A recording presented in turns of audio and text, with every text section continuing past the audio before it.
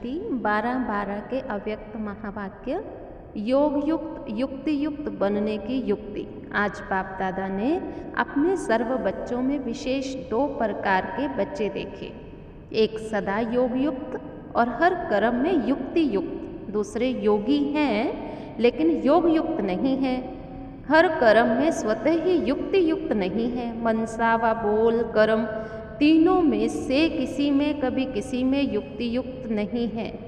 वैसे ब्राह्मण जीवन अर्थात स्वतः योग युक्त और सदा युक्ति युक्त जीवन होता है।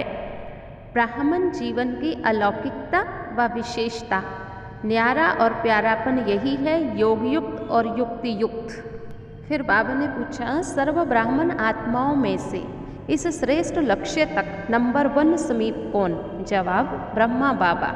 अच्छा, क्या विधि अपनाई जो इस सिद्धि को प्राप्त किया?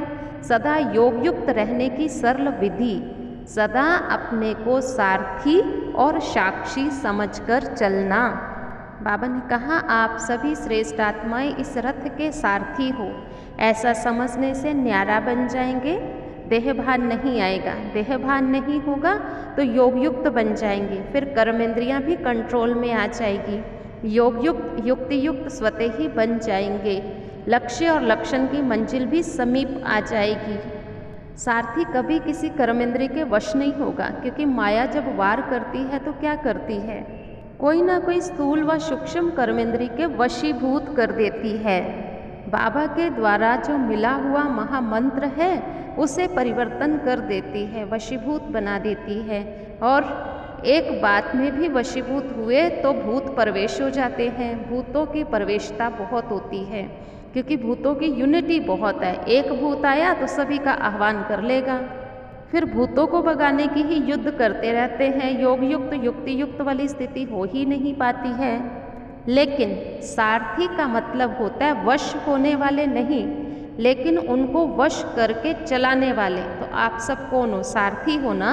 सारथी का मतलब क्या होता है? आत्म अभिमानी। तो ब्रह्मा बाबा भी अपने को सारथी समझे, आत्म अभिमानी बने, तो आप भी फॉलो फादर करो। सारथी बन सदा जीवन में अति न्यारी प्यारी स्थिति का अनुभव कर सकते हैं। ब्रह्मा बाबा कभी भी किसी के वशीभूत नहीं हुए, न्यारे प्यारे रहे। ऐसे हमें भी फॉलो फादर करना है, चलते फिरते अपने को सारथी समझना है।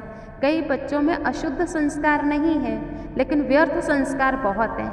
यह अशुद्ध व्यर्थ संस्कार भूलते ही नहीं हैं।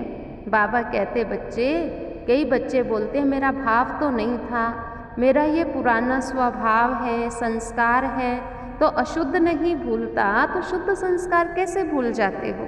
तो सारथीपन की स्थिति स्वतः ही स्व उन्नति के शुद्ध संस्कार इमर्स करती है, और नेचुरल समय प्रमाण सहज चेकिंग होती रहेगी। अशुद्ध आदत से मजबूर हो जाते हो और इस आदत से मजबूत हो जाते हो। तो सुना, योग युक्त युक्ति युक्त रहने की विधि क्या हुई? 2 विधियां अभी तक बाबा ने बताई। एक तो सारथी समझ के चलना, दूसरा अपने असली संस्कारों को नहीं भूलना है।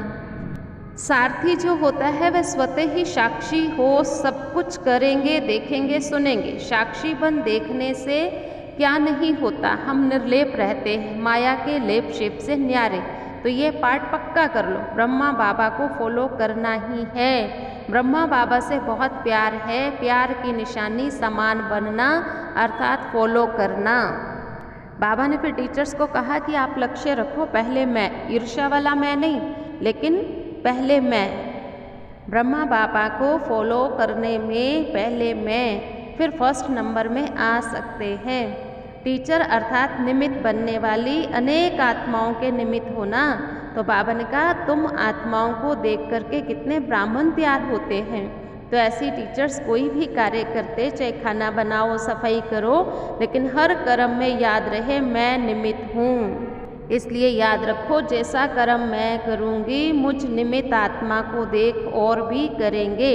इसलिए बाप दादा सदैव कहते हैं, चाहे भाषण करना हो, चाहे बर्तन मांजना हो, दोनों ही काम योग युक्त और युक्ति युक्त होने चाहिए। कार्य कैसा भी हो, लेकिन योग युक्त हो। किसी भी कार्य को साधारण नहीं समझें।